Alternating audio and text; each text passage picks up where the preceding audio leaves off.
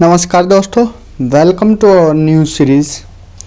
आज से हम क्या है एक नई सीरीज़ स्टार्ट करने जा रहे हैं और वो सीरीज़ होगी हमारी हिस्ट्री मीन्स इतिहास।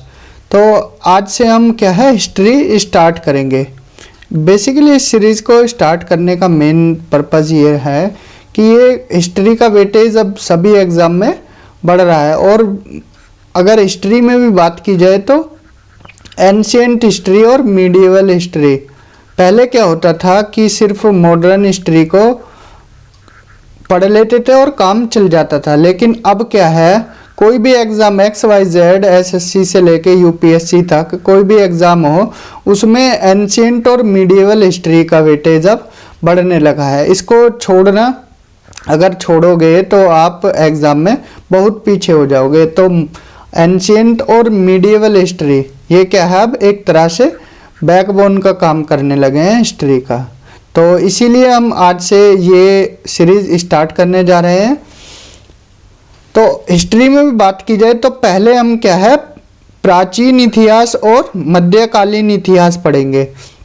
मीन्स एंशिएंट हिस्ट्री और मीडिएवल हिस्ट्री को एक साथ मर्ज करके पढ़ेंगे। मर्ज करके क्यों पढ़ेंगे? क्योंकि कुछ चीज़ें ऐसी होती है एंशिएंट हिस्ट्री से जस्ट ख़त्म होती है और मीडिएवल हिस्ट्री स्टार्ट हो जाती है। तो वहाँ ये जो पोर्शन होता है ये मिसमैच रहता है। इसको ना ही आप एंशिएंट हिस्ट्री बोल सकते और ना ही आप प्रॉपरली मीडिएवल हिस्ट्री बोल सकते। तो इसलिए हम क्या है एंशिएंट हिस्ट्री और मीडिएवल हिस्ट्री को एक साथ ही पढ़ेंगे।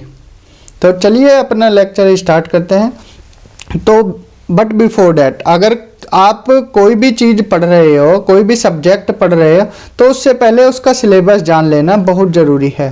तो हिस्ट्री का सिलेबस हमने यहाँ हिंदी और इंग्लिश दोनों लैंग्वेज में लिख दिया है डिटेल में। तो पहले सिलेबस की ही बात कर लेते हैं। तो हिस्ट्री की बात की जाए तो हिस्ट्री स्टार्ट होती है प्राग ऐतिहासिक काल से, मीन्स प्री हिस्ट्री पीरियड से। देन इसके बाद हम सिंधु घाटी सभ्यता पढ़ेंगे यूनिट 2 में, इंडस वैली सिविलाइजेशन या इसको क्या बोलते हैं और हड़प्पा सिविलाइजेशन। देन इसके बाद हम क्या है वैदिक काल पढ़ेंगे। इसके बाद वैदिक काल पढ़ेंगे, वैदिक पीरियड। देन इसके बाद मूव करेंगे पूर्व मौर्यन युग मीन्स प्री मौर्यन पीरियड की तरफ। इसमें हम क्या है बुद्धिज्म और जैनिज्म की भी बात करेंगे, बौद्ध धर्म के बारे में और जैन धर्म के बारे में विस्तार से बातें करेंगे। देन इसके बाद हम मौर्य युग पढ़ेंगे, मौर्यन पीरियड।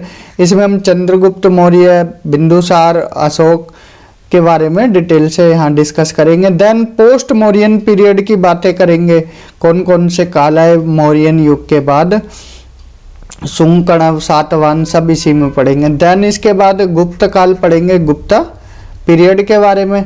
उसके बाद पोस्ट गुप्ता पीरियड, यहाँ पर हम जो हर्षवर्धन वगैरह के बारे में पढ़ेंगे, ठीक है।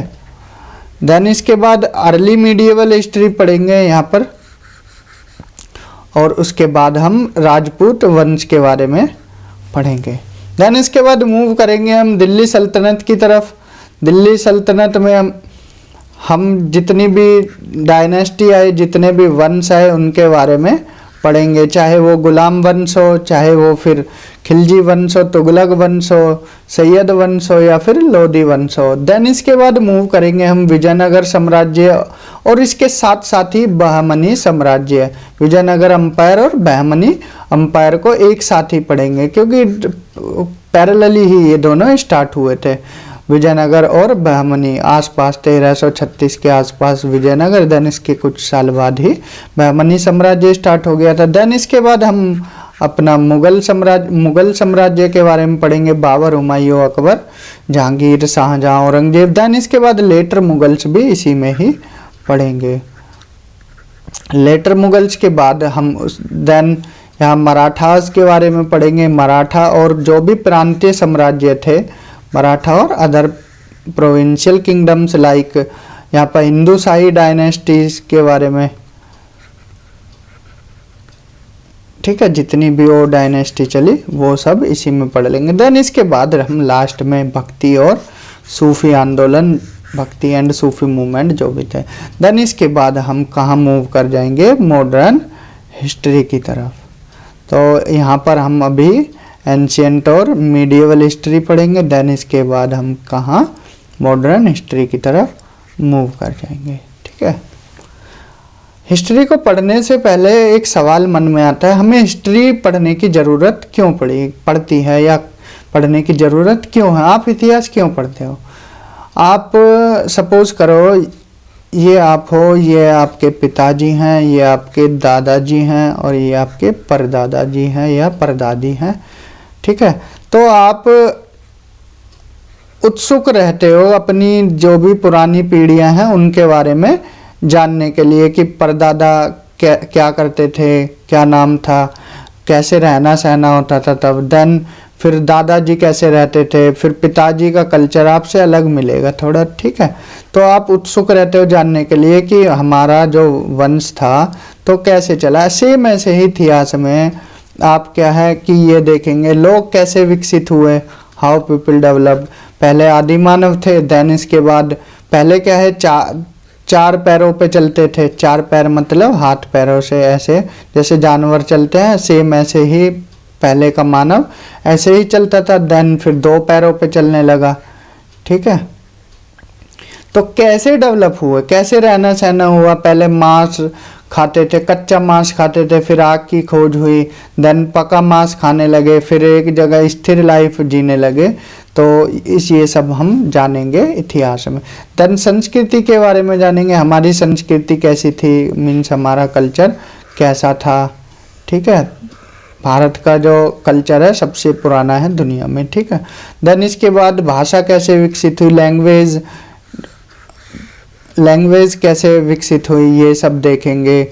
प्राचीन लैंग्वेज कौन सी है, संस्कृत है, तमिल है। ठीक है, ये कैसे विकसित हुई, ये सब हम इतिहास में ही पढ़ते हैं। धर्म कैसे विकसित हुआ हमारा। ठीक है, रिलीजन कैसे, जो हमारा सनातन धर्म है वो कैसे विकसित हुआ। सनातन के बाद फिर बौद्ध धर्म कैसे आए, जैन धर्म कैसे आए, इस्लाम धर्म कैसे आए, ये सब हम इतिहास में ही जानते हैं। और सिख धर्म कैसे आए, ये सब हम इतिहास में जानेंगे। देन इसके बाद हमारा समाज कैसा था, हमारी सोसाइटी कैसी थी, लोग कैसे रहते थे, जाति प्रथा क्या थी या वर्ण सिस्टम क्या था, जो वर्ण सिस्टम था, चतुर्वर्णीय सिस्टम क्या था, ये सब हम इतिहास में ही पढ़ते हैं। हमारे गांव कैसे विकसित हुए, विलेज कैसे डेवलप हुए, ये सब इतिहास में ही पढ़ेंगे। देन इसके बाद कृषि कैसे विकसित हुई। ठीक है, स्टार्टिंग में कृषि नहीं करते थे, सीधा मांस खाते थे और देन लाइफ सेटल हुई, झोंपड़ियों में रहने लगे, फिर बाद में कृषि भी करने लगे। तो कैसे विकसित हुई, ये सब हम इतिहास में ही पढ़ेंगे। कौन कौन से वंश ने राज किया, मीन्स कौन कौन सी डायनेस्टीज आई, हम स्टार्ट करेंगे। जैसे वैदिक पीरियड ख़त्म करेंगे, उसके बाद हम मौर्य वंश पढ़ेंगे। मौर्य वंश के बाद जितनी भी डायनेस्टी है ले जाएंगे, इसको हम लास्ट तक अंग्रेजों तक ही पढ़ेंगे मॉडर्न हिस्ट्री में। देन इसके बाद विदेशियों का आक्रमण कैसे हुआ, फॉरेनर्स अटैक कैसे हुए, स्टार्टिंग जो हम अरबों ने की थी उनके बारे में पढ़ेंगे। और उसके बाद कौन कौन से यहाँ पर वंश आए, दिल्ली सल्तनत कैसे आई, उससे पहले भी आए थे जो हिंदी यूनानी थे, इंडो ग्रीक, इन सब के बारे में भी हम विस्तार से पढ़ेंगे। उसके बाद उपनिवेशवाद, कॉलोनियलिज्म, ये सब हम इतिहास में ही पढ़ेंगे। इसलिए हमें ज़रूरत है अपना इतिहास जानने की। देन इसके बाद हम इतिहास को 3 पार्ट में डिवाइड करेंगे, pre history period, proto history और हिस्ट्री। इन तीनों में आखिर डिफरेंस क्या है, प्राग ऐतिहासिक काल, आग ऐतिहासिक काल और इतिहास में क्या अंतर है। देखिए, जो हमारे अलिखित साक्ष्य हैं, मीन्स आदि मानव थे वो कुछ लिखे नहीं हैं, सिर्फ मान लो हड्डियां मिल गई, कोई अवशेष मिल गए, उनसे ही पता लगाते हैं। ठीक है, वहाँ पर कोई भी लिखित साक्ष्य नहीं है, तो वो किस में आ जाएगा, प्री हिस्ट्री में, मीन्स प्राग ऐतिहासिक काल में। Events occurring before the invention of writing, जो अलिखित इतिहास है वो किसका पार्ट है, प्राग ऐतिहासिक काल का। फिर आग ऐतिहासिक काल में जो प्रोटो हिस्ट्री है, इसमें क्या है, जो पीरियड है इन दोनों का, प्राग ऐतिहासिक काल और इतिहास का, इसमें क्या लिखित साक्ष्य तो मिलते हैं, लिखित साक्ष्य तो मिल जाएंगे, लेकिन उनको पढ़ा नहीं जा सका है। जो हमारी IVC है, इंडस वैली सिविलाइजेशन है, हड़प्पा सभ्यता या सिंधु घाटी सभ्यता भी बोल सकते हो। तो इसमें जो आपकी लैंग्वेज लिखी गई है वो क्या है, उपलब्ध तो है, लेकिन उसको आज भी पढ़ा नहीं जा सका है। तो वो किस में आ जाएगा, प्रोटो हिस्ट्री में। देन इसके बाद हिस्ट्री देखेंगे। हिस्ट्री तो सिंपल है, पास्ट के बारे में पढ़ना, वो क्या है, इतिहास हो जाएगा। जानकारियाँ लिखित में भी है और पढ़ी भी जा सकती हैं।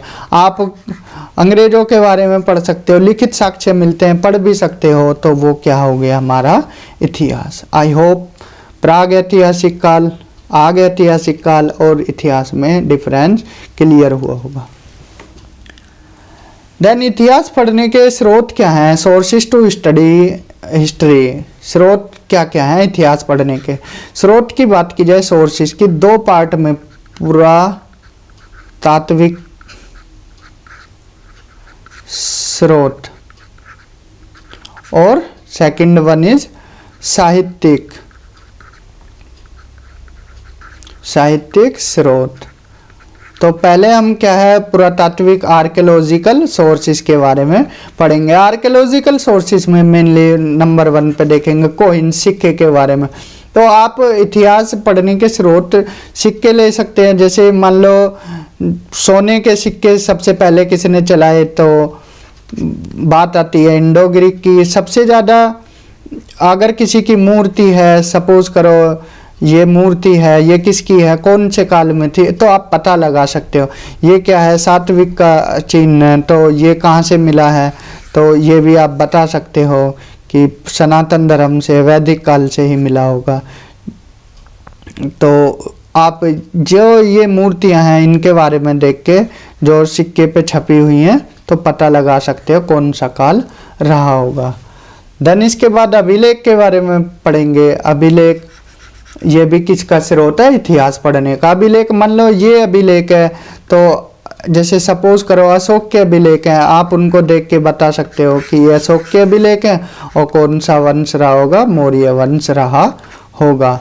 तो आप पता लगा सकते हो अभिलेखों से भी। देन कलाकृतियों के बारे में, कलाकृतियों से भी पता लगा सकते हो। सपोज करो पशुपतिनाथ की, पशुपतिनाथ, तो इन भगवान की मूर्ति है, तो पता लगा सकते हो ये कब आई होगी। IVC में पूछते थे, इंडस वैली सिविलाइजेशन में। एक सिंह के गैंडा की कलाकृति मिल गई, तो ये भी मातृ देवी मिल गई, मातृ देवी ये भी IVC में थी। तो पता लगा सकते हो आप कलाकृतियों से भी कि कौन से पीरियड में ये कलाकृति रही होगी, ये कब रही होगी।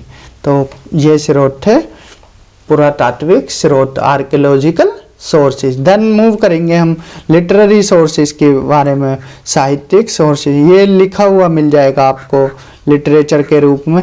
सपोज करो ये लिखा हुआ है, ये कौन से वेद में है, ये ऋग्वेद में लिखा गया है, तो पता लगा सकते हो। अथर्ववेद में क्या लिखा गया है, सामवेद में म्यूजिक के बारे में लिखा गया है, तो यजुर्वेद में क्या है, गद्यपद का उल्लेख किया गया है। तो देखकर ही आप बता सकते हो। तो ये क्या है, स्रोत है किसके, इतिहास के। तो आई होप इतना क्लियर हुआ होगा। तो अब हम अपने यूनिट 1 इकाई 1 स्टार्ट करते हैं और उसका नाम है क्या, पाषाण युग, स्टोन एज। इसमें क्या है, मेनली हम स्टोन के बारे में पढ़ेंगे, जो भी पाषाण काल है। ठीक है, तो अपना यूनिट स्टार्ट करते हैं। तो इसके टॉपिक्स क्या हैं, इसमें हम जो भी स्टोन एज है, पाषाण काल है, इसमें पूरा पाषाण काल के बारे में पढ़ेंगे, पैलियोलिथिक पीरियड। देन मध्य पाषाण काल, मीजोलिथिक पीरियड के बारे में, नव पाषाण काल, नियोलिथिक पीरियड के, ताम्र पाषाण काल, चैल्कोलिथिक पीरियड और महापाषाण काल, मेगालिथिक पीरियड के बारे में। ये आपको याद रहना चाहिए, तभी आपको क्लियरिटी रहेगी। अब हम क्या है कि पहले ही डायरेक्ट पढ़ाने लगे तो उससे क्या है, चीज़ें क्लियर नहीं हो पाती। अगर आप एक ब्लूप्रिंट दे देते हो, ब्लूप्रिंट दे दोगे तो कि चीज़ें कैसे आप पढ़ाने जा रहे हो या पढ़ने जा रहे हो, तो चीज़ें आपको क्रिस्टल क्लियर समझ आती हैं कि हम अब ये टॉपिक पूरा हो चुका है, ये पढ़ेंगे। अब मध्य पाषाण काल खत्म हुआ तो नव पाषाण पढ़ेंगे, फिर ताम्र पाषाण काल पढ़ेंगे और फिर महापाषाण काल। इसको मेनली छोड़ देते हैं, लेकिन हम कुछ चीज़ें ही नहीं छोड़ेंगे। अगर हम हिस्ट्री पढ़ रहे हैं तो एक भी टॉपिक छोड़ना भारी पड़ सकता है, इसलिए हम सारे ही टॉपिक डिटेल में डिस्कस करेंगे। तो स्टार्ट करते हैं अपना लेक्चर। पूरा पाषाण काल, पैलियोलिथिक पीरियड। जैसे कि नाम से ही पता लग रहा है, पैलियो का मतलब होता है ओल्ड, पुराना, और लिथिक का मतलब होता है स्टोन, मीन्स पत्थर या फिर पाषाण। तो यहाँ पर क्या होगा, पूरा पाषाण काल मीन्स इस टर्म को दिया किसने था, सर जॉन लुबॉक ने। कब, 1865 में। तो पूरा पाषाण काल से समझ ही आ गया होगा, पुराना जो काल है अपना, ठीक है, उसके बारे में बात हो रही है। तो यहाँ पर क्या है, आइस एज था, आइस एज था इस पीरियड में। आइस एज कहीं भी, आइस एज बोले तो हिमयुग था। कहीं भी अगर बर्फ ही बर्फ होगी, बर्फ ही बर्फ होगी, क्या मानव रह सकता है? नहीं रह सकता है। इतनी बर्फ थी कि मानव का रहना संभव ही नहीं था। तो ह्यूमंस यहाँ रह ही नहीं सकते थे, तो ह्यूमंस नहीं पाए जाते थे। किसमें? पूरा पाषाण काल को भी हम बताएंगे, 3 पार्ट में था, उच्च, मध्य और निम्न। तो कौन से में मानव आए थे वो हम अभी थोड़ी देर में बता देंगे। तो पैलियोलिथिक एज 3 पार्ट में, 3 सब पार्ट्स में डिवाइडेड है। अभी हमने बताया था लोअर पैलियोलिथिक, मिडिल पैलियोलिथिक और अपर पैलियोलिथिक। लोअर में निम्न पूरा पाषाण काल, पूरा पाषाण काल, और मिडिल पैलियोलिथिक मध्य पाषाण काल, और उच्च पाषाण काल। तो देखते हैं, तो जो मानव का उद्भव हुआ वो सबसे पहले किस में हुआ, उच्च पूरा पाषाण काल में हुआ। देखिए हमने 3 बताए हैं, तो मानव का जो वो मिला है, तो कौन से काल में मिला है, उच्च पाषाण काल में मिले हैं। अपर पैलियोलिथिक पीरियड में जो मानव का उद्भव हुआ है, कहाँ पर हुआ है, उच्च पूरा पाषाण काल में, ठीक है। Homo sapiens first appeared at end of upper Palaeolithic period. ये आदि मानव है जो उस टाइम का मानव था। तो कौन सी प्रजाति के थे, कौन सी रेस के थे, निग्रो प्रजाति के थे, नेग्रिटो रेस के थे। नेग्रिटो रेस मेनली कहाँ पाई जाती है, अफ्रीका में पाई जाती है, ठीक है। बात की जाए तो करते क्या थे, तो खाना कैसे बनाते थे, तो वो खाना क्या है, शिकार करते थे। देखिए ये आदि मानव, ये अपने कंधे पर क्या है, हिरण को मारकर ले जा रहे हैं, तो अब ये इसका कच्चा मांस खाएंगे, ठीक है। शिकारी हुआ करते थे, हंटर गैदरर्स थे, शिकारी हुआ करते थे, एक जगह से दूसरी जगह घूमते रहते थे, क्यों, शिकार की खोज में। अब सपोज करो एक जगह उन्होंने जानवर सारे खा लिए, ख़त्म कर दिए, तो दूसरी जगह मारते थे, फिर उन जानवरों को खाते थे, फिर मूव करते रहते थे, एक जगह स्थिर नहीं रहते थे। देखिए ये रहे, शिकार करते थे, ये खा रहे, ठीक है। शिकारी हुआ करते थे, एक जगह से दूसरी जगह मूव करते रहते थे। उनके औजार की बात की जाए तो पत्थर के औजार का उपयोग करते थे। Stone tool use by the people of this age. जो स्टोन टूल्स थे, जो टूल्स थे मेनली किस पत्थर के थे, क्वार्टजाइट। ज्योग्राफी में जब रॉक्स पढ़ाते हैं तो डिटेल में बताते हैं रॉक्स के बारे में, तो यहाँ वो नहीं बताएंगे आपको कि कौन, सिर्फ ये बता देते हैं कौन सा रॉक था, क्वार्टजाइट स्फटिक पत्थर था। तो ये क्या है, एक तरह से हार्ड पत्थर होता है, हार्ड स्टोन होता है। तो इसके औजार बनाते थे। औजार में क्या क्या, कुल्हाड़ी बनाते थे, गंडासा बनाते थे या छुरा बनाते थे, एक्स, चॉपर, क्लेवर। सपोज करो ये पत्थर है और इस पे क्या है, पत्थर ही बांध दिया, पत्थर बांध के ये बना दिया कुल्हाड़ी। तो कुल्हाड़ी से मांस फाड़ते थे या मांस को काट के खाते थे। तो औजार जो होते थे किसके होते थे, मेनली पत्थर के ही बने होते थे। जो उनको आग का ज्ञान हुआ था वो भी कब हुआ था, जो हमारा अपर पैलियोलिथिक पीरियड था, उसी में हुआ था। नॉलेज ऑफ फायर, जो आग का ज्ञान था उनको था। कैसे दो पत्थर आपस में रगड़े और उनको क्या हुआ, चिंगारी निकली, आग लग गई, तो पता लगा कि ऐसे आग लगती है। तो आदि मानव को आग का पता ऐसे लगा था। तो आदि मानव को कृषि का ज्ञान नहीं था, वो बाद में मीजोलिथिक में पता लगा था या नियोलिथिक में। मेटल का भी नहीं पता था क्योंकि वो पत्थर का ही उपयोग करते थे। ये पूछ लेते हैं स्टेटमेंट दे के पीसीएस या यूपीएससी वगैरह में, इवन अब एसएससी में भी डायरेक्ट पूछ लिया जाता है कि आदि मानव को कृषि का ज्ञान था या नहीं था। तो इस तरह से ऑप्शन दे देंगे, या ये दे देंगे निम्नलिखित में से किसका आदि मानव को ज्ञान नहीं था। ऑप्शन में आग, पहिया, कृषि, धातु, ऐसे करके दे देंगे एक्स ऑप्शन दे के, और आपको पता होगा तो बता दोगे। ठीक है। देन चित्रकला के साक्ष्य भी मिलते हैं, जो ये चित्रकला करते थे उनके साक्ष्य भी मिलते हैं। कहाँ से मिलते हैं चित्रकला के साक्ष्य? भीमबेटका की गुफाओं से। भीमबेटका की गुफाएं कहाँ पर है? मध्य प्रदेश में है। ठीक है। भीमबेटका तो ये पेंटिंग करते थे, इसके साक्ष्य मिले हैं। तो भीमबेटका क्या है? यूनेस्को वर्ल्ड हेरिटेज साइट भी है, जो कि कहाँ पर है? भीमबेटका मध्य प्रदेश में है। ठीक है। अब तक हमने इतना पढ़ा है, इसको एक बार देख लेते हैं। ये हमने यहाँ पर क्या है, एक लिख दिया है सारा कुछ, तो वही सब है जो अभी पढ़ा है। पूरा पाषाण काल, इस टर्म को कॉइन किसने किया था? सर जॉन लुबाक ने 1865 में। आग का ज्ञान था, निग्रो रेस के थे। ठीक है। शिकारी हुआ करते थे, हंटर एंड गैदरर। औजार कैसे थे उनके? कुल्हाड़ी, गंडासा या बड़ा छुरा जैसे थे। टूल्स कैसे थे? हैंडेक्स, चॉपर, क्लियवर्स।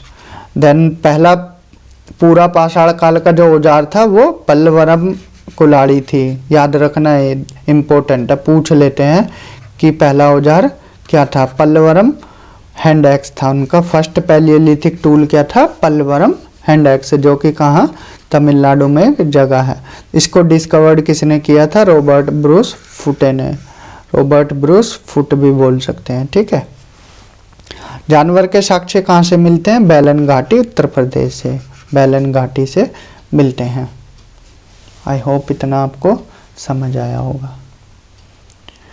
इम्पोर्टेंट पैलियोलिथिक साइट की बात की जाए या पूरा पाषाण काल के स्थलों की बात की जाए तो वो अभी हमने भीमबेटका की पेंटिंग बताई थी। भीमबेटका कहाँ पर है? एमपी में। आपको जगह दे के उनका राज्य भी पूछ लेते हैं।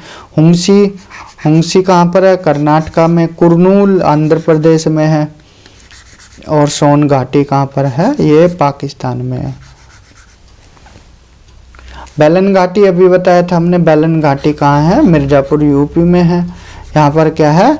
जानवर के अवशेष के साक्ष्य मिलते हैं। ये इम्पोर्टेंट पॉइंट है, पूछ लेते हैं कि जानवर के अवशेष के साक्ष्य सबसे पहले कहाँ मिले। ऑप्शन में दे देंगे आपको, बैलन घाटी और बाकी सब जगह। तो एनिमल रिमेन्स कहाँ मिले? बैलन घाटी, मिर्जापुर यूपी में। नवासा एक इम्पोर्टेंट साइट है, पैलियोलिथिक साइट है। वो कहाँ पर है? महाराष्ट्र में है नवासा। यहाँ पर क्या है? कपास के साक्ष्य मिले हैं। जो कॉटन है उसके साक्ष्य कहाँ मिले हैं? नवासा में। तो महाराष्ट्र में ही क्यों मिले, यूपी में क्यों नहीं मिले? बता सकता है कोई? तो इसका रीज़न क्या है? देखिए, कॉटन जो होती है वो हमारी कहाँ होती है? ब्लैक सॉइल में। और ब्लैक सॉइल मेनली कहाँ पाई जाती है? डेक्कन प्लेट्यू रीजन में। डेक्कन प्लेट्यू रीजन बोले तो महाराष्ट्र वाले एरिया में, जो ये महाराष्ट्र वाला एरिया है। जो ये हमारा पेनिनसुलर प्लेट्यू है, तो ये डेक्कन प्लेट्यू है यहाँ पर। तो यहाँ पर ही ब्लैक सॉइल है। तो cotton of course black soil में होती है, तो नवासा महाराष्ट्र में इसके साक्ष्य पाए गए हैं। ठीक है, ये रीज़न था इसका। और हिरण घाटी, हिरन वैली, ये गुजरात में है जगह। पोटवार प्लेट्यू पाकिस्तान में। डिडवाना लेक, ये यूपी पीसीएस में पूछा गया था। यूपी पीसीएस में पूछा गया है। डिडवाना झील कहाँ है? राजस्थान में। तो अगर ये पढ़ा हुआ होता तो आंसर सही टिक हो जाते हैं। तो इसलिए डिटेल में हमने यहाँ इसीलिए पढ़ाया गया है। इस लेक्चर को इतना डिटेल में इसलिए बनाया गया है क्योंकि वनडे एग्ज़ाम से लेके आपका यूपीएससी प्री तक इससे कवर हो जाए। ठीक है। तो तुंगभद्रा नदी ये कहाँ पर है, कर्नाटक में पूछा गया भी है, ठीक है। ये क्वेश्चन पूछ लिए जाते हैं कि ये नदी कहाँ बहती है, किस राज्य से निकलती है। तो ये सब क्या थी, पैलियोलिथिक साइड थी। अब चलते हैं आगे, मध्य पाषाण काल, मीजोलिथिक पीरियड पे। हमारा पैलियोलिथिक पीरियड खत्म हुआ, अब चलेंगे कहाँ, मीजोलिथिक पीरियड पे। तो वहाँ पर चीज़ें हमने पढ़ी, मूव करते रहते थे, एक जगह से दूसरी जगह घूमते रहते थे, शिकारी हुआ करते थे, मांस खाते थे, कच्चा मांस, लेकिन बाद में आके उनको आग का ज्ञान हुआ, फिर वो क्या है, पका हुआ मांस खाने लगे। तो उसके बाद से कहानी क्या हुई, तो जलवायु क्या थी, जलवायु थोड़ी कैसी हो गई, फेवरेबल हो गई। क्लाइमेट जो है फेवरेबल हो गया, किसके लिए, ह्यूमन सेटलमेंट के लिए। जो जलवायु थी, मानव अब क्या है, एक जगह निवास करने लगे, मानव निवास करने लगे, क्योंकि क्लाइमेट सही हो गया था। जो हमारी जलवायु थी ठीक हो गई थी। आइस एज था पहले, लेकिन अब क्या है, धीरे धीरे टेम्परेचर इंक्रीज होने लगा, क्लाइमेट क्या है, वार्मर, मतलब गर्म होने लगा। जो हमारी जलवायु है कैसी होने लगी, गर्म होने लगी। जब जलवायु गर्म होने लगी तो फ्लोरा और फोना बढ़ने लगे। फ्लोरा और फोना का मतलब हुआ जीव जंतु, जीव जंतु हमारे बढ़ने लगे, जीव जंतु बढ़ने लगे। तो फिर लोग क्या है, स्थिर रहने लगे, एक जगह झोंपड़ी बनाकर रहने लगे और स्टेबल लाइफ, स्थिर जीवन जीने लगे, स्थिर जीवन जीने लगे, ठीक है। ये समझ आया होगा। एक बार और बता देते हैं, जो हमारी जलवायु थी वो फेवरेबल हो गई, जो मानव निवास था उसके लिए, तो क्लाइमेट क्या है, गर्म होने लगा। जो जलवायु हमारी गर्म होने लगी, जीव जंतु बढ़ने लगे, जीव जंतु बढ़ने लगे तो उनको पालने भी लगे थे धीरे धीरे। तो पालने लगे लोग क्या है, फिर झोपड़ी में रहने लगे, झोपड़ी में रहने लगे तो स्थिर जीवन जीने लगे, ठीक है।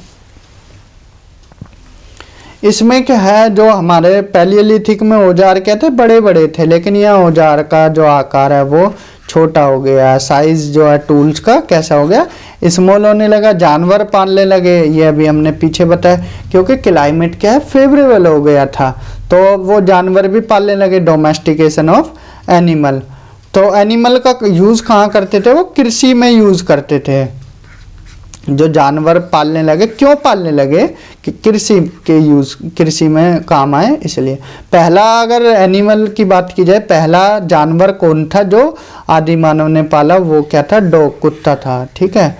ये इम्पोर्टेंट है, इस पे वैसे डिबेट रहती है, लेकिन मोस्टली बुक्स ने क्या है, डॉग को ही बोला है फर्स्ट एनिमल। और डोमेस्टिकेशन ऑफ एनिमल्स, जानवर पालने के साक्ष्य कहाँ मिले हैं, आदमगढ़ एमपी में और बैगोर राजस्थान में। बैगोर लिखे देते हैं यहाँ पर। हिंदी और इंग्लिश दोनों, हिंदी मीडियम और इंग्लिश मीडियम दोनों का ध्यान रखा गया है, क्योंकि लेक्चर ही इस तरह से बनाया गया है कि हिंदी और इंग्लिश मीडियम वाले दोनों को किसी को परेशानी ना हो और अच्छे से उनकी तैयारी हो सके। तो आदमगढ़ एमपी मध्य प्रदेश में और बैगोर राजस्थान से जो जानवर पालने के साक्ष्य हैं वो मिले हैं, ठीक है। पहला एविडेंस, जो अर्लीस्ट साक्ष्य हैं, ये क्या है, जो साक्ष्य मिले हैं, कहाँ से मिले हैं, आदमगढ़ एमपी और बैगोर राजस्थान से। किसके, जानवर पालने के, और स्थायी जीवन हो गया था, ठीक है। इम्पोर्टेंट साइट की बात की जाए, जो महत्वपूर्ण स्थलों की बात की जाए मीजोलिथिक पीरियड की, तो वो इम्पोर्टेंट साइट कौन सी है, बैगोर राजस्थान, आदमगढ़ एमपी, ये अभी बता चुके हम। जानवर पालने के साक्ष्य मिले हैं इन दो जगह से, बैगोर राजस्थान और आदमगढ़ एमपी से। महादहा यूपी में है, महादहा यूपी में है। इसके यहाँ पर क्या मिला है, बोन आर्टिफैक्ट्स मिले हैं, मीन्स हड्डियों की कलाकृति मिली है महादहा जगह से, ठीक है। तो आज के लेक्चर में हम इतना ही करते हैं, लेक्चर बड़ा ना हो ज़्यादा।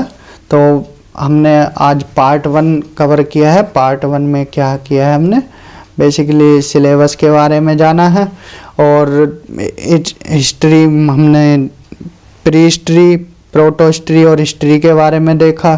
देन इसके बाद हम पैलियोलिथिक यूनिट 1 पे आए। पैलियोलिथिक में हमने क्या है, पैलियोलिथिक में पैलियोलिथिक में हमने जो स्टोन एज में पैलियोलिथिक पढ़ा है, मीजोलिथिक पढ़ा है।